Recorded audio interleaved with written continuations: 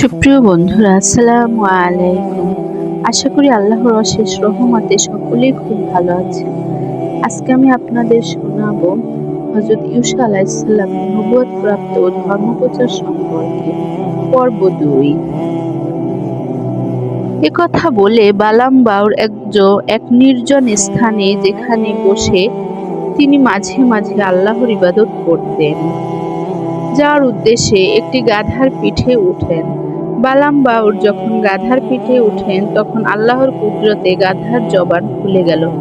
গাধা বলল, হে বালাম বাউর, তুমি রাজার জন্য দোয়া করিও না, কেননা তোমার এ দোয়া আল্লাহ নবীর বিরুদ্ধে হচ্ছে, তাই এটা তোমার জন্য ভীষণ পাপের কাজ।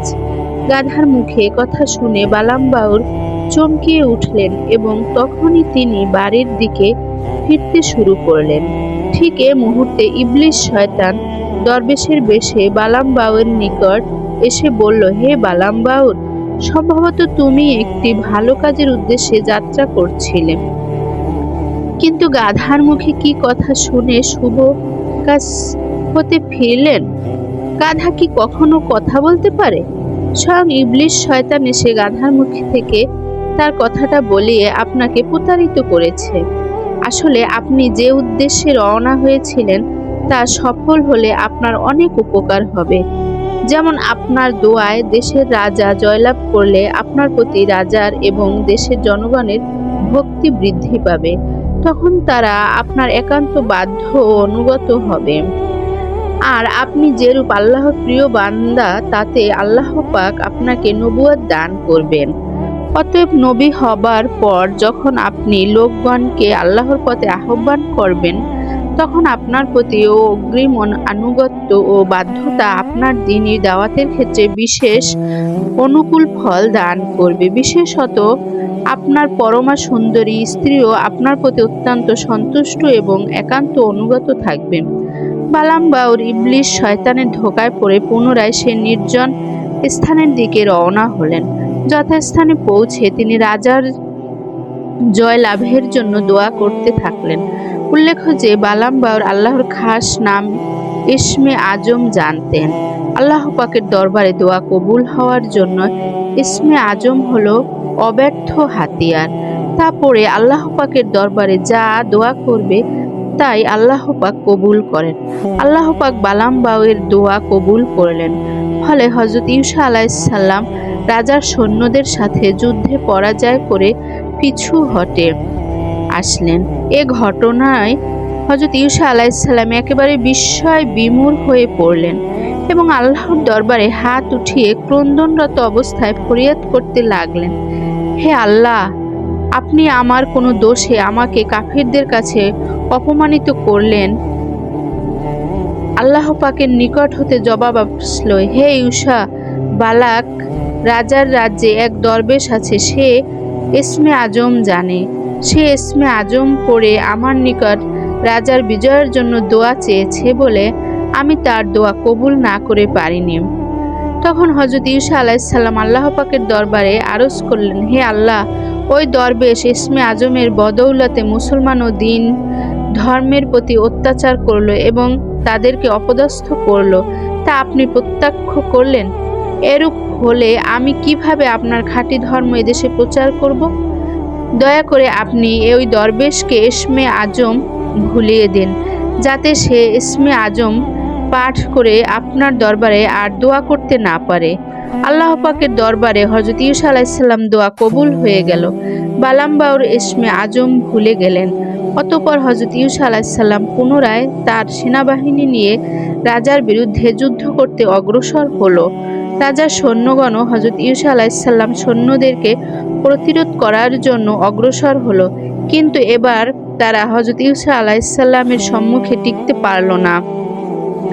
তারা যুদ্ধেও ক্ষেত্র থেকে পলায়ন করল। বিপর্যয় দেখে রাজা দরবেশ বালাম বাউর কাছে উপস্থিত হয়ে বলল, হে বালাম বাউর, আপনি আমার যুদ্ধের জন্য পুনরায় আল্লাহর পাকের দরবারে দোয়া করুন। দরবেশ বালাম বাউর তখন বারবার ইসমে আজম স্মরণ করার চেষ্টা করলেন, কিন্তু ইসমে আজম আর স্মরণ হলো না। তখন বাধ্য হয়ে দরবেশ ইসমে আজম ছাড়াই রাজার যুদ্ধ জয়ের জন্য দোয়া করলেন, কিন্তু সে দোয়া আল্লাহর দরবারে কবুল হলো না। তাই তার পরের দিন যুদ্ধে রাজার সৈন্যগণ হযরত ইউসুফ আলাইহিসসালামের সৈন্যদের হাতে ভীষণভাবে মার খেতে লাগলো।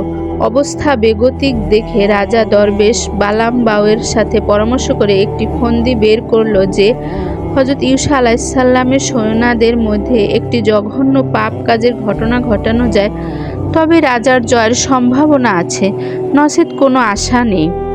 রাজার পরামর্শ মতে কতগুলো অতীব সুন্দরী যুবতী হযরত ইউসুফ আলাইহিসসালাম এর সেনাবাহিনীর মধ্যে ঢুকে তাদেরকে উত্ত্যক্ত করতে লাগলো। রমণীদের দেহের লাবণ্য বহু মূল্যবান, পোশাক পরিচ্ছদের চমক এবং ভ্রমর কালো চক্ষুদ্বয়ের চাহনিতে সৈন্যদেরকে দিশেহারা করে ফেলল। তবুও তারা পদস্খলিত হয়নি। অবশ্য জামেরি নামক এক যুবক সৈনিক জৈনক্য যুবতীর রূপে মগ্ন। সে ওই রমণীকে ধরে হযরত ইউসুফ আলাইহিসসালামের নিকট উপস্থিত হলো এবং বলতে লাগলো, হে নবী, আমি এ নারীর সাথে মিলন করলে তা আমার জন্য কি অন্যায় হবে? হযরত ইউসুফ আলাইহিসসালাম বললেন, সাবধান, কোনো মতেই তুমি এ জঘন্য অপরাধে লিপ্ত হইও না, কারণ তোমার এক প্রকার পাপের জন্য সমগ্র সেনাবাহিনী কলঙ্কিত হবে, যার পরিণাম আমাদের জন্য মারাত্মক হবে। কিন্তু ওই সৈনিকটি হযরত ইউসুফ আলাইহিসসালামের উপদেশ সতর্কতার প্রতি কর্ণপাত না করে নির্জনে গিয়ে তার সাথে অবৈধ যৌন মিলন ঘটালো। এর ফলে হযরত ইউসুফ আলাইহিসসালামের সেনাগণের মধ্যে ব্যাপক আকারে কলেরা রোগের সৃষ্টি হলো। তাতে সেনাবাহিনীর মানসিক দুর্বলতা দেখা দিল। যুদ্ধে আর তাদের একক বিজয় হলো না, দুপক্ষেই ঘোরতর যুদ্ধ চালাতে লাগলো এবং যুদ্ধে কোনো পক্ষেই জয় পরাজয় হচ্ছিল না। হযরত ইউসুফ আলাইহিসসালাম এর সেনাদলের মধ্যে ব্যাপকভাবে কলেরার প্রকোপ। যুদ্ধের ময়দান ও এ অবস্থায় মূল কারণ জামেরি নামক সৈন্যটির উক্তরূপ পাপ কাজের খবর হযরত ইউসুফ আলাইহিসসালামের কর্ণগোচর হওয়া মাত্র তিনি রাগান্বিত হয়ে উক্ত পাপাচারিণী নারীটি সহ জামেরিকে বল্লমের সাহায্যে হত্যা করলেন। অতঃপর তিনি তার সৈন্যদেরকে জামেরির বল্লমবিদ্ধ লাশ দেখিয়ে সতর্ক করে দিলেন, যারা যুবতীদের সাথে কোনরূপ সম্পর্ক স্থাপনের চেষ্টা করবে তাদের অবস্থা জামেরির অনুরূপ ঘটবে। এরূপ অবস্থা দেখে যুবতীগুলো সৈন্যদল থেকে বের হয়ে পালালো। ফলে হযরত ইউসুফ আলাইহিসসালামের সৈন্যগণের মন হতে পাপ কাজের বাসনাও দূর হলো এবং কলেরা রোগের প্রকোপ কমে গেল। হযরত ইউসুফ আলাইহিসসালাম সৈন্যগণের মনোবল পূর্বের মতো বৃদ্ধি পেল। রাজার সৈন্যগণ তাদের সাথে যুদ্ধ হার মানতে ছিল, তবুও রাজার সৈন্যরা হতাশ না হয়ে জানপ্রাণ দিয়ে যুদ্ধ করে যাচ্ছিল। কিন্তু রাজার সৈন্যগণের প্রায় শেষ সন্ধ্যা ঘনিয়ে আসতেছিল, অথচ যুদ্ধে পরাজয় চূড়ান্ত হলো না। হযরত ইউসুফ আলাইহিসসালাম বড়ই চিন্তিত হয়ে পড়লেন, কারণ ওই দিন ছিল শুক্রবার। তওরাত কিতাবের বিধান অনুযায়ী তখন শনিবার দিনটি ছিল ইবাদতের জন্য নির্ধারিত। ওই দিন যুদ্ধ বিগ্রহ নিষেধ ছিল। তার অনুসারী সৈন্যরা শনিবার যুদ্ধ বন্ধ করে রেখে ইবাদতে মশগুল হবে, কিন্তু বিধর্মীরা উক্ত বিধান মানবে না। তারা নারী অনুসারী সৈন্যদের উপর একতরফা হামলা চালাবে। এমত অবস্থায় তাদের পরাজয় এবং মৃত্যু সুনিশ্চিত।